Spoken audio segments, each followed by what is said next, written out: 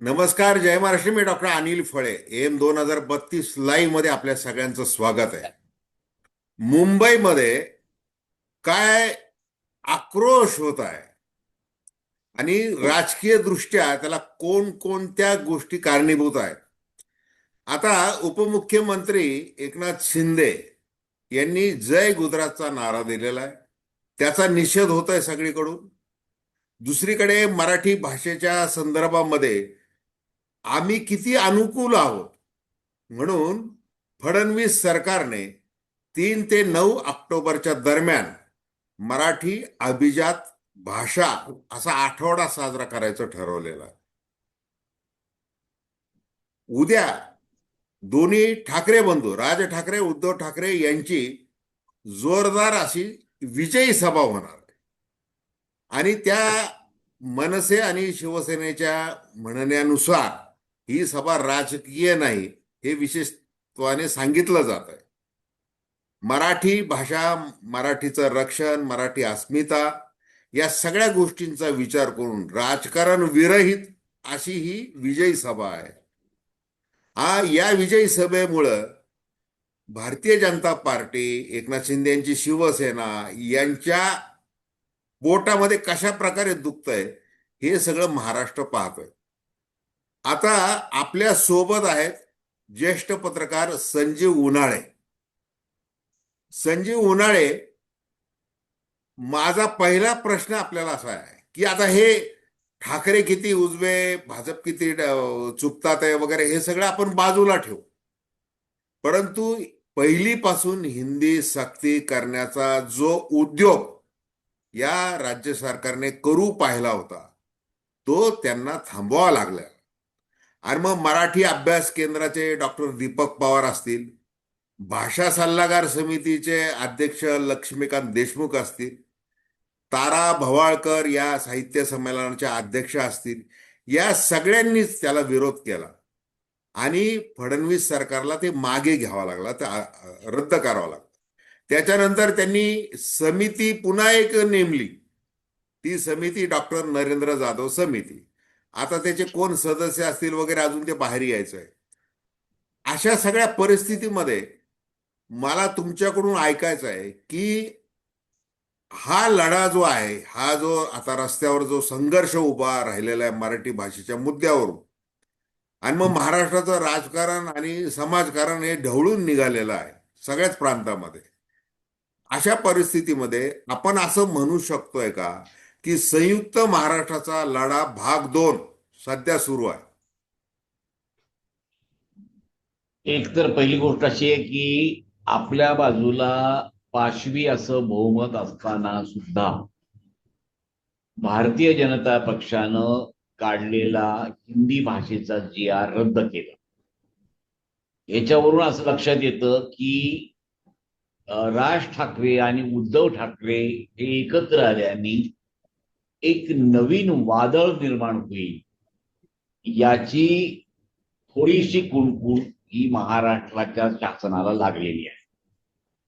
महत्वाची बाब अशी आहे की हिंदीचा आग्रह कशासाठी, तर भारतीय जनता पक्षाचं असं एक स्वप्न आहे, आणि स्वप्न पाहणं काही चुकीचं नाही, प्रत्येकाला तो अधिकार आहे, की मुंबई महानगरपालिकेच्या क्षेत्रामधल्या 8 महापालिका ह्या आपण आपल्या ताब्यात घेतल्या पाहिजे.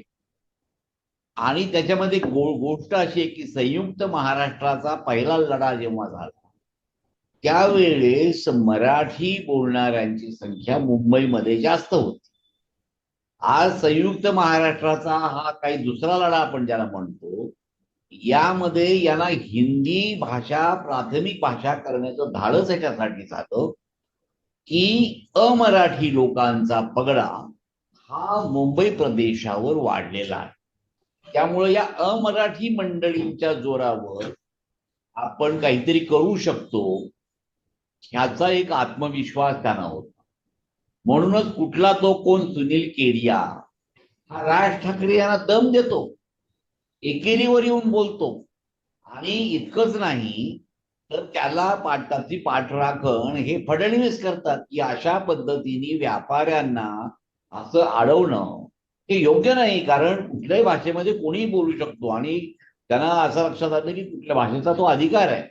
म्हणजे हेच राज ठाकरे यांच्या गॅलरीमध्ये जाऊन फोटो काढले, त्यांच्याबरोबर जेवणावळी केल्या, आणि त्याच्या साधा त्यांचा मुलगा अमित ठाकरे आहे. काय हो, म्हणजे एक जागा, एवढ्या जागा कशा निवडून आणल्या छूमंतर? तर तसं छूमंतर अमित ठाकरेंचं केलं असतं तर काय बिघडलं असतं? पण त्या अमित ठाकरेंना सुद्धा निवडून आणलं नाही. याच्यावरून भारतीय जनता पक्ष हा कितपत आपल्या बरोबर राहू शकतो याचा अदमास राज ठाकरे यांनाही आता आलेला आहे. आणि आता हे जे दोन ठाकरे एकत्र येत आहेत, याच्यातून काय घडलंय? तर पहिली गोष्ट मला जी अशी वाटते की पराभूत मानसिकतेमध्ये असलेले जे पक्ष आहेत, म्हणजे ज्या पद्धतीने दोन तुकडे केले शिवसेनेचे, उभाठा गट किंवा मनसे, ज्यांना कधीही निवडणुकीमध्ये यश मिळालं नाही तो गट, यांचं मनोबल हे या उद्याच्या एकत्र येण्याने वाढलेलं आहे. तुम्ही पाहिलं असेल की 18 ते 20 वर्षानंतर दोन्ही बाजूचे कार्यकर्ते एकमेकांना जेव्हा भेटतात, तेव्हा त्यांच्या चेहऱ्यावरचं हास्य, आपलेपणा हे काही वेगळं सांगून जातं. त्यामुळं महाराष्ट्रामध्ये काहीतरी बदल होऊ पाहतोय, ही बदलाची नांदी आहे हा विजयी मेळावा म्हणजे, हे या निमित्तानं लक्षात येणं महत्वाचं. आता याच्यातून काय काय घडू शकेल, काय होऊ शकेल? आता बघा, आपलं औरंगाबाद आहे, त्या औरंगाबादचं संभाजीनगर कोणी केलं? हे बाळासाहेब ठाकरेंनी केलं. धाराशिव कशामुळे झालं? बाळासाहेब ठाकरेमुळे झालं. म्हणजे या मराठवाड्यामध्ये जे निजामशाहीचं सावट होतं ते दूर करण्यामध्ये आपण साक्षीदार सगळे 85, 86, 87च्या दंगलीच्या आणि त्यानंतर झालेल्या प्रकाराचे. तर एकंदर महाराष्ट्रामध्ये देखील तो जो ठाकरे हा जो ब्रँड आहे, म्हणजे नीलमताई वेगळं म्हणतात की ब्रँड हा प्रॉडक्ट असतो, पण ब्रँड हा शब्द या अर्थानं की ठाकरे या कुटुंबाचं महाराष्ट्रावर काहीतरी देणं आहे, त्यांचं एक नातं आहे, हे अमान्य करून चालणार नाही. आता घडणार असं आहे की याच्यामध्ये दोन माणसं एकत्र आली.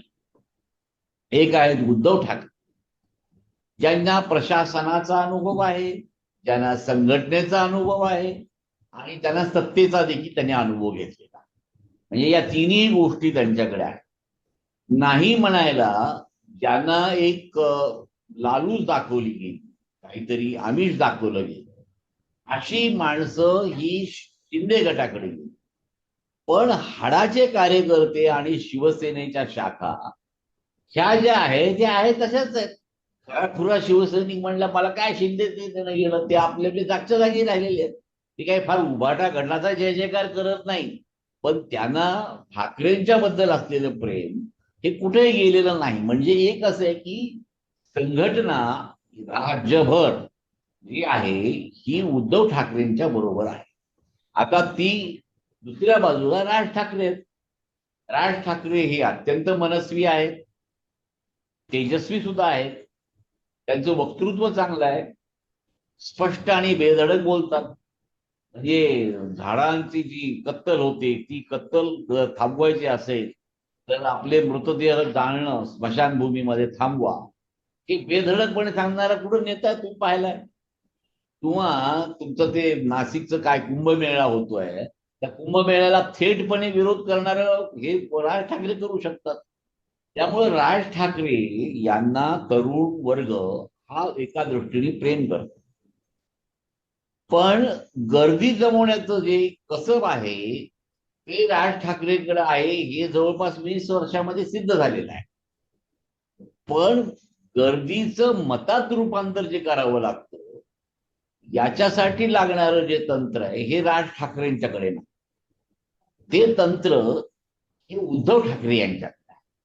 उद्धव ठाकरे हे अतिशय कुशल संघटक आहेत, आणि मुख्य म्हणजे शिवसेनेचा जो तबका आहे, सगळा जो गट आहे, याचं जे नेटवर्किंग आहे, हे नेटवर्किंग आजही शाबूत आहे. हे केवळ मुंबईतच नाही तर सगळीकडे, म्हणजे कोकणामध्ये घ्या, सगळीकडे घ्या, थोडंफार इकडं तिकडं झालं असेल. तर मला जे दिसतं असं की हे दोन्हीचं एकत्र कॉम्बिनेशन म्हणजे एकदा शांत सुस्वभावी अति सरळ असे ऐकून येणारे असे आमचे उद्धव ठाकरे, आणि दुसऱ्या बाजूला फारच कमी ऐकून घेणारे राज ठाकरे. आणि या दोन्हीचा संयोग होऊन जर यांनी महाराष्ट्रामध्ये एक संयुक्त दौरा केला तर मला असं वाटतं की महाराष्ट्रामध्ये जी आज विरोधी पक्षाची जागा शिल्लक आहे ती भरून काढण्याचं काम हे दोन बंधू करतील. म्हणजे किती जागा शिल्लक आहे तो विरोधी पक्ष नेता सुद्धा करायला तयार नाही ते. म्हणजे लोकसभेचे उपाध्यक्ष त्यांनी जवळपास 15 वर्षापासून नेमले नाही. मग लोकशाहीला मानतात नाही, संविधानाला मानतात. तर संविधानाप्रमाणे विरोधी पक्षनेता हा दिला पाहिजे. पण विरोधी पक्षनेता देण्यामध्ये सुद्धा कंजूसपणा या शासनाने केलेला आहे. तिथे महाराष्ट्रामध्ये एक विरोधी पक्ष तयार होईल अशी सध्याची शक्यता. आता याचा पहिला फटका कुणाला बसेल? पहिला फटका हा जय गुजरातला बसेल. म्हणजे एखाद्या झाडावर कावळा बसायला आणि फांदी तुटायला गाठ पडते, त्याच्यामध्ये असं म्हटलं जातं की झाडाची स्थिती, वाऱ्याची गती, दगड मारणाऱ्याची मती याचा संयोग होऊन जी अधोगती झालेली असते, असा जो संयोग होतो तो संयोग असा की उद्या मेळावा आहे आणि आज एकनाथ शिंदे म्हणतात जय गुजरात. बाकी वेळा म्हटले असतं तर ठीक झालं असतं, पण त्यांना आजच बुद्धी सुचली जय गुजरात म्हणायची. त्यामुळं मला असं वाटतं ते देखील जरा त्यांनी बोलले असते की बाबा गुजराती माणसं पैसे पिशे आहेत, काय शिंदे गट बनल्यानंतर ते आलंच ना सगळं ओघाओघाने सगळं अगदी व्यवस्थित. तर त्यामुळं ते तशा पद्धतीने म्हटले असतील कदाचित जय गुजरात, त्यांचं म्हणण्याचं दृष्टिकोन तसा असेल. पण आज परिस्थिती अशी आहे की शिंदे गटाला याचा नक्कीच फटका असतो. दुसरी एक महत्वाची गोष्ट आहे की महाराष्ट्रामध्ये एकेकाळी असं म्हटलं जात असतं असे की कुठली घटना घडली की आम्ही म्हणालो याच्या मागे शरद पवारांचा हात. म्हणजे शरद पवारचा हात असो नसो पण काहीतरी असायचा, म्हणजे तिथं असायचा हात. आज 10 वर्षानंतर अशी परिस्थिती आहे की महाराष्ट्रामध्ये काही घडलं तरी आपण म्हणतो की याच्या मागे फडणवीसांची व्यूहरचना असते. म्हणजे आपण म्हणतोच फडणवीस याच्या मागे असलेच पाहिजे. तर आता त्याच्या मागे फडणवीस नसतील कशावरून? म्हणजे असं आहे की आशिष शेलार यांचं जे महत्व मुंबईमध्ये वाढतं आणि विनोद तावडे यांचं महत्व राष्ट्रीय स्तरावर वाढतं. हे महत्व जर कमी करायचं असेल तर काहीतरी खेळी केली पाहिजे. आणि दुसरी गोष्ट अशी की शिंदे गटामुळे हा महाराष्ट्र दिवाळखोरीत गेलेला आहे. या महाराष्ट्राला कुठून कुठून पैसे काढावे लागतात. म्हणजे 3 महिन्यानंतर अवघ्या पुरवणी मागण्या करणारा प्रस्ताव मांडावा लागतो अवघ्या 3 महिन्यामध्ये. म्हणजे अर्थसंकल्पानंतर 3 महिने सुद्धा झाले नाही, यांना 57,000 कोटीचा अर्थसंकल्प मांडावा लागतो. ही महाराष्ट्राची दिवाळखोरी आली त्याला कारण शिंदे यांचा कार्यकाळ हा जबाबदार आहे हे कळण्या इतपत शहाणपण भारतीय जनता पक्षात. आणि गरज सरो वैद्य मरो या म्हणण्याप्रमाणे शिंदे गटांचं महत्व आता संपलेलं आहे. त्यांना शिवसेनेचा तुकडा पाडायचा होता, पाडला. आता शिंदे गटांना महत्व राहो किंवा न राहो, आता हे आपल्याला आत्मसात करायचं. अशी देखील कदाचित फडणवीसांची कीळ असू शकते. पण फडणवीस तसे शब्दांचे पक्के आहेत बरं. ते आज देखील त्यांनी म्हणजे जय गुजरात म्हणल्यानंतर शिंदेची बाजू चांगली घेतली की म्हणणं खोटं काय वगैरे वगैरे आणि वगैरे त्यांनी रेफरन्स वगैरे दिले. आता देखील उद्धव ठाकरे केव्हा काय म्हटले होते जय गुजरात वगैरे वगैरे रेफरन्स देणं चालू आहे. हे चालत राहील. पण याच्यामध्ये काय माहिती का 2-3 प्रवाद आहे. पहिला मुद्दा असा आहे की हे संयुक्त महाराष्ट्राची चळवळ म्हणून तुम्ही जेव्हा चालवता तेव्हा तेव्हाची स्थिती आणि आजची स्थिती याच्यामध्ये खूप फरक आहे. पहिला फरक असा आहे की मराठी आणि अमराठी हा जो भेद झालेला आहे या भेदामुळे राज ठाकरे यांच्या बरोबर अमराठी माणूस राहत. त्याच्यामुळे आपोआपच उद्धव ठाकरेंचा काटा निघेल आणि उद्धव ठाकरे यांचं मतदान कमी होईल असा एक राजकीय अंदाज बांधला जातो. अरे म्हणजे अंदाज येतो. आणि तेच गणित हे भारतीय जनता पक्षाचं की अमराठी माणूस मराठी माणूस तर आमच्याशी बांधलाच गेलेला आहे. मराठी माणूस तर आमचाच आहे. म्हणजे संघाचा कार्यकर्ता म्हणजे आमचाच कार्यकर्ता, तो मराठीच आहे, तो तर राहणारच. पण त्याच्याबरोबर मराठी माणूस जोडला जाईल, म्हणून ही युती चांगली राहील, लाभदायक राहील, असा एक अंदाज एका बाजूला मांडण्यात. पण असं असतं की राजकारणामध्ये नेहमी करता शून्य जो आकडा असतो, शून्य, त्या शून्य आकड्याचं 100 केव्हा होतं हे सांगता येत. शास्त्र वेगळं आणि राजकारण वेगळं. त्याचं कारण असं आहे की महाराष्ट्रामध्ये एक साचलेपण आलेलं आहे, एक डबक्यासारखं परिस्थिती आहे. बहिणी नाराज आहेत का? ठीक आहे, 1500 रुपये देऊन टाकू. शेतकरी अडचणीत सापडलाय का? त्याला 6000 रुपये देऊन टाकू. म्हणजे चिकटपट्ट्या चिटकवण्याचं काम चालू आहे. आणि आज जी महाराष्ट्राची जी समृद्धी, मागं म्हणतात समृद्धी, ही जी काही दिसते, ही कशी आहे? सूज आहे. एखादा सूज आलेला माणसाचा चेहरा आणि खराखुरा चेहरा याच्यामध्ये फरक असतो.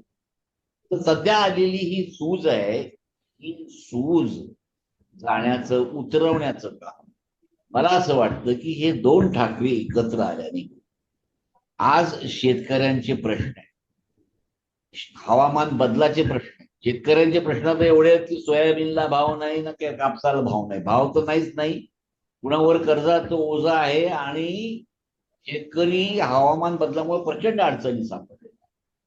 प्रचंड मोठ्या प्रमाणावर बेकारी झालेली आहे.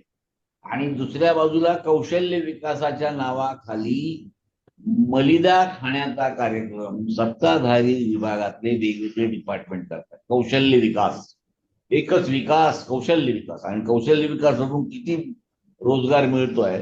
तर ज्यांनी हा चालू केलेला फंडा आहे त्यांचा रोजगाराशिवाय दुसरा रोजगार नाही. तेव्हा हे जे सगळं जे घडतंय, या सगळ्या लोकांना हे कळून चुकलेलं आहे. शेतकऱ्यांचा जेव्हा मी खेड्यातला माणूस पाहतो तेव्हा तो मलूल झालेला आहे, त्याला कळत नाही, त्याला वाट दिसत नाही.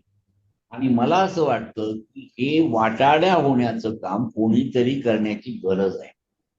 दुर्दैवाने काँग्रेसला ते जमलं नाही.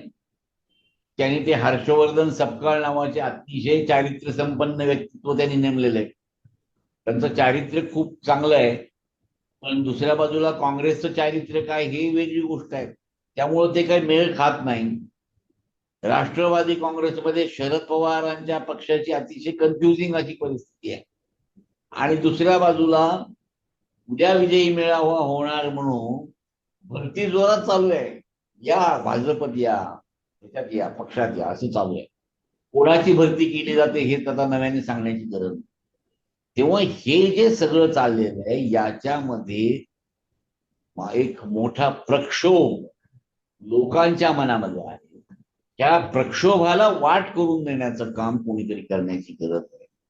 आणि कदाचित हे काम या दोन माणसांकडून होऊ शकेल अशी आशा लोकांच्या मनामध्ये.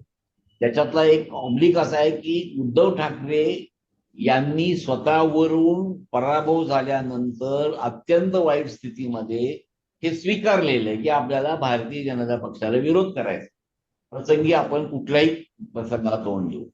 परंतु ही स्वीकारार्हता राज ठाकरे यांच्यामध्ये आहे की नाही? कारण आजपर्यंत त्यांचे सगळे जे पाहिलेले चढ उतार पाहता ते एका विचारावर स्थिर असे राहिलेले नाही.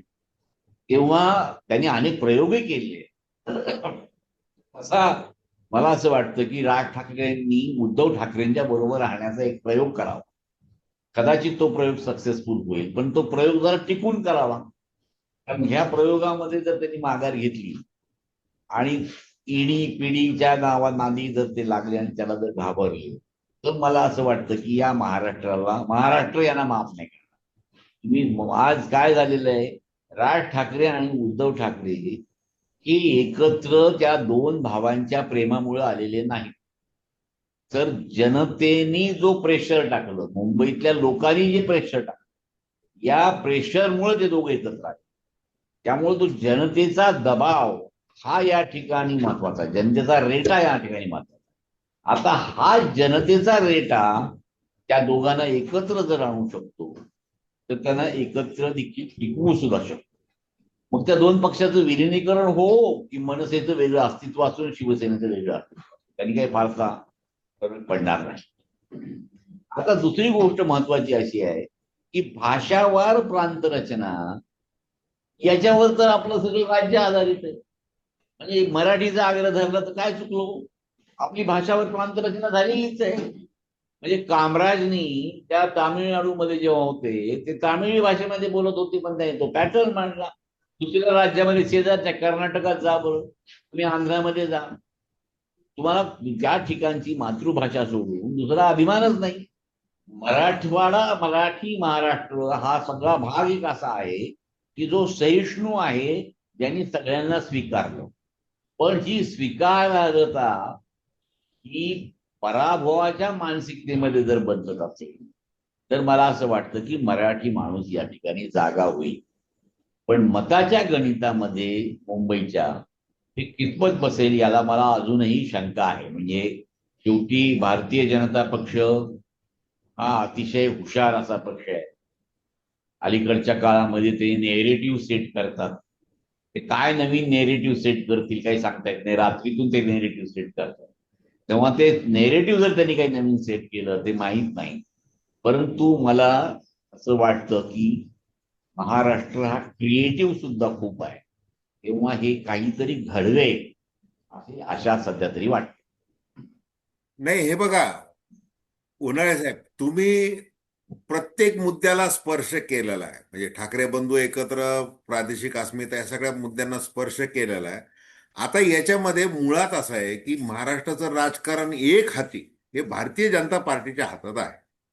जसं तुम्ही म्हणाला की जे काही होतंय तर ते शरद पवार करतात असं बोललं जायचं, आता जे काही होतंय ते देवेंद्र फडणवीस करतात असं बोललं जात आहे. म्हणजे जे काय करते ते अकेला देवेंद्र करतोय. आता या देवेंद्रांनी असं केलं की शिवसेना फोडली, राष्ट्रवादी फोडली आणि कॉलर टाईट करून त्यांनी सांगितले की दोन्ही पक्ष फोडून पुन्हा सत्तेमध्ये आलो आणि मोठा एकदम काय मैं समंदर हूं लौट के आऊंगा वगैरे असं ते म्हटले होते, तर त्यांनी ते सिद्ध करून दाखवलं.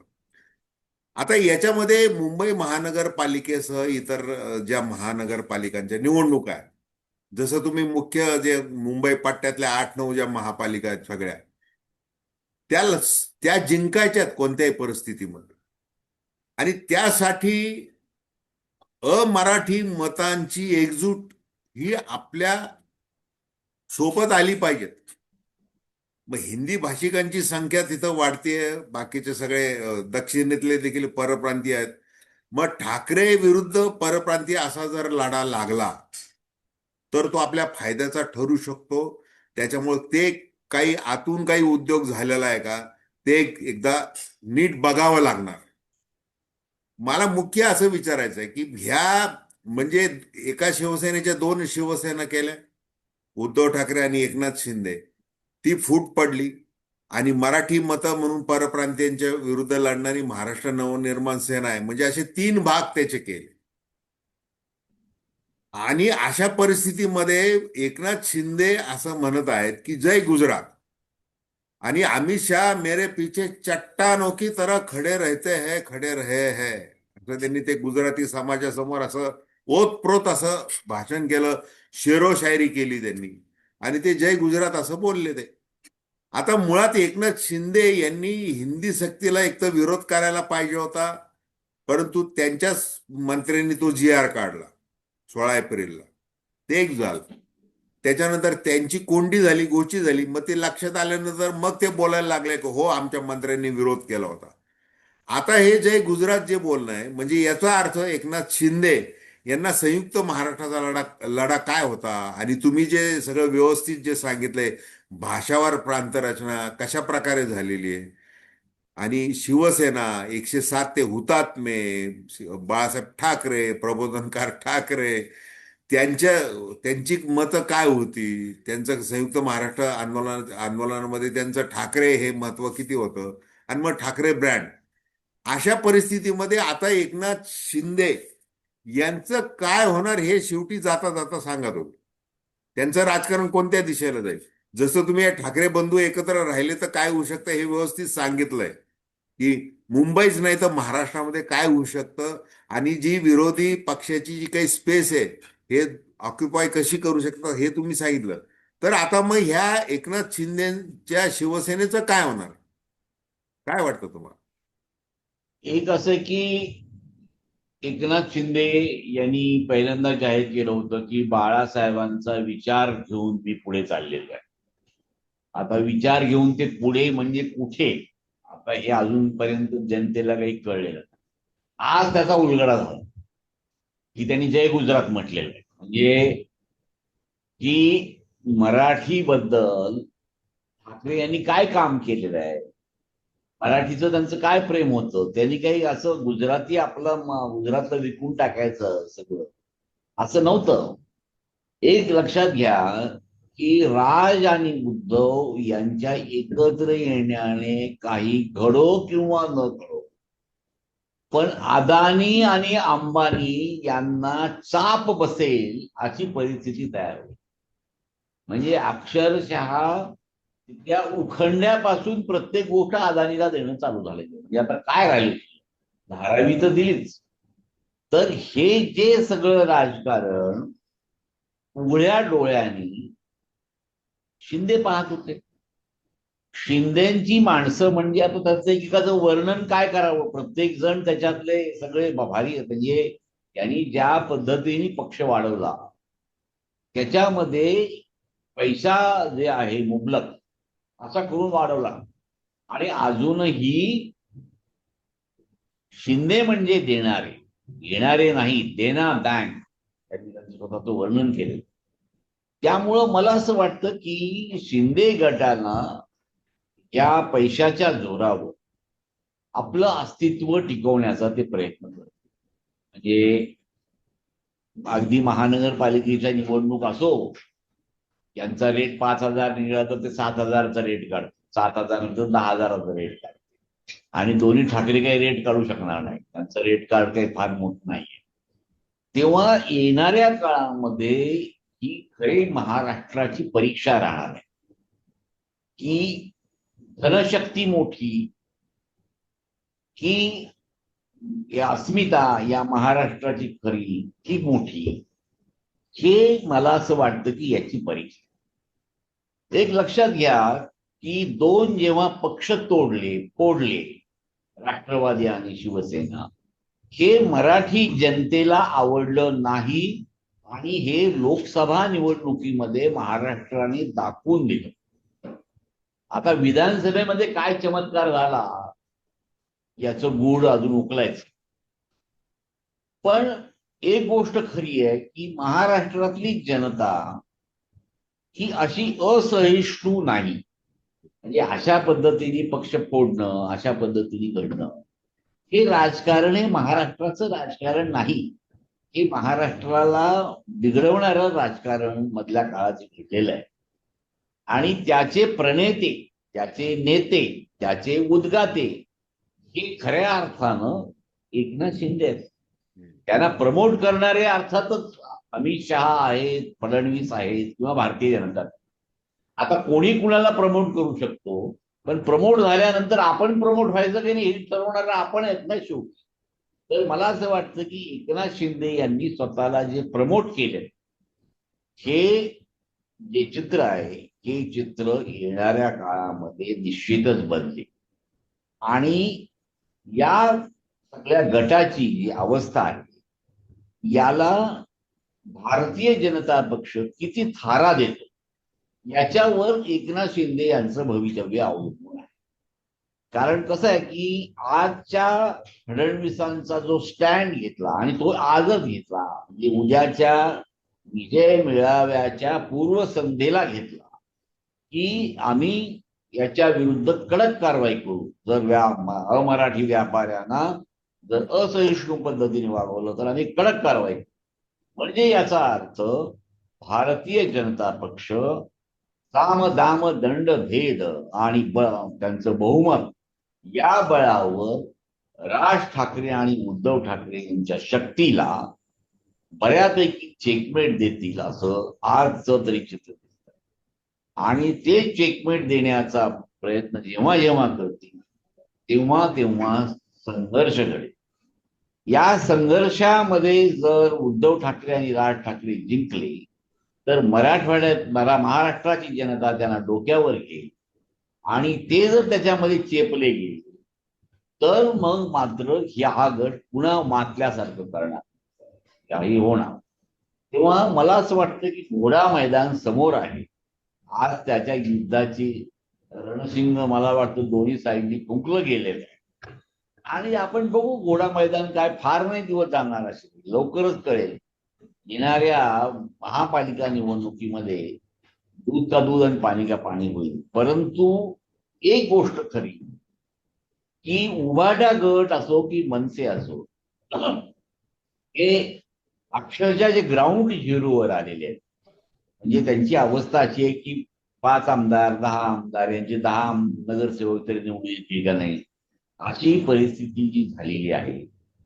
त्या परिस्थितीचं मानसिकता त्या परिस्थितीची मानसिकता ही बदललेली आहे आणि हा बदल माझ्या मते महाराष्ट्रामधला एक दबलेला आवाज पुढे येण्यासाठी आवश्यक आहे. नाही, अगदी बरोबर. आपली वेळ संपलेली आहे. माझी दर्शकांना विनंती की संजीव उन्हाळे यांनी ज्या प्रकारे संयुक्त महाराष्ट्राचा लढा भाग 2 हा याची उकल करून दाखवलेली आहे आणि सगळे वर्तमानातले सध्याचे संदर्भ देत त्यांनी सांगितलेलं आहे की महाराष्ट्राचं राजकारण कोणत्या दिशेने सध्या जात आहे. तर उन्हाळे सर, तुमच्या एकूण विवेचनाचं सार जर सांगायचं तर महाराष्ट्राचं मराठी भाषेच्या मुद्द्यावरून जे राजकारण केलं जात आहे त्याचं कारण आहे की महानगरपालिकांच्या निवडणूक आहे, हे सरळ आहे. मग हा जो काही एकूण राजकीय मैदान आहे त्या मैदानामध्ये जनशक्ती, मनशक्ती आणि धनशक्ती हे सगळं पणाला लावलेलं आहे. आता याच्यामध्ये जनशक्ती कोणाकडे आहे याच्याही पेक्षा धनशक्ती कोणाकडे आहे याला जास्त महत्व आलेलं आहे. तर धन्यवाद की तुम्ही ज्या पद्धतीने विवेचन केलेलं आहे आणि आपल्याला आता सर्वांच्या वतीने विनंती करतोय आम्ही की तुम्ही वारंवार या चॅनलवर येत जा आणि आपले विचार मांडत जा सुस्पष्टपणे. धन्यवाद. थँक्यू.